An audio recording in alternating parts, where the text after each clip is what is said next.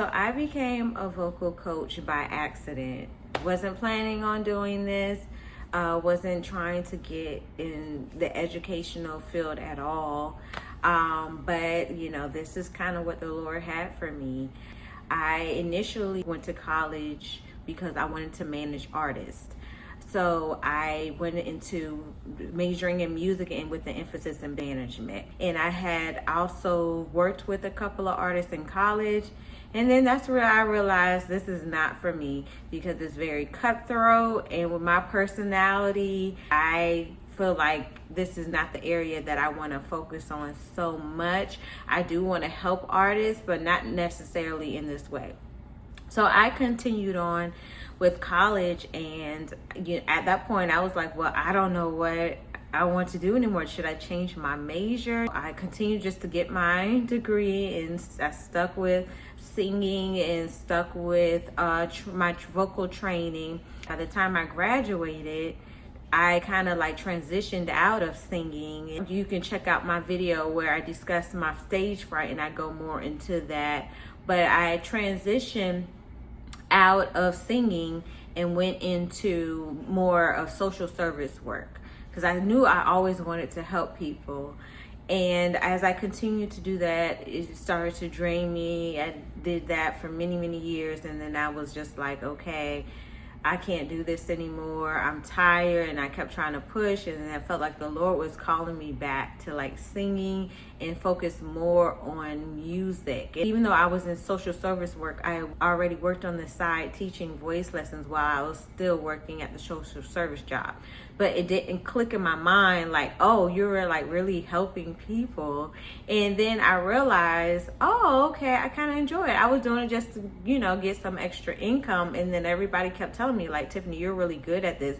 Even back in college, I would help some of my classmates out as well. And they were like, Tiffany, you're good at this. But it still didn't click in my head like, oh, okay, I can actually make a career out of this. I just said, hey, I'm going to do it on the side, make some extra money, and I'm still just connected to music in some way. Back to what I was saying, once I felt like I was constantly drained and everything, I felt like the Lord was telling me like, Tiffany, you need to transition out of this field. I'm good at it, but it was just my body is not set up for it. And like I wanted to take the work home. So at that point, I was doing more and more vocal coaching. And I then was like, okay, what else can I do? Like, Lord, vocal coaching is nice, but I have to start from scratch really because I have students, but in order to substitute the income, I really have to gain more students. So from there, I said, okay, I'm going to try it out. I prepared though, before I left my regular 9-to-5 and social service work, I prepared, I saved up money. I had like a plan at that point. And I went to teaching voice lessons full time. At first, I was just applying at like different private schools who had like different programs for voice lessons. I ended up staying at the place where I already was when I was teaching and doing the social service work. I stayed there, and then I also had a couple of students on the side, so I kept them. And then I began to build more. I started working at like 2-3 other different places, and I grew my students.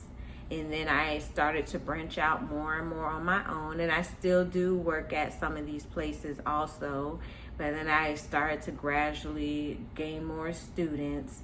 And it was some trying times, I'm not gonna lie. Like, it didn't happen overnight. There were some times when things weren't great, and I had to continue to push through it. And I prayed and asked God, like, Lord, is this still what you want for me? So I did have like some trials along the way, but the Lord, even to this day, is telling me to still stick with it.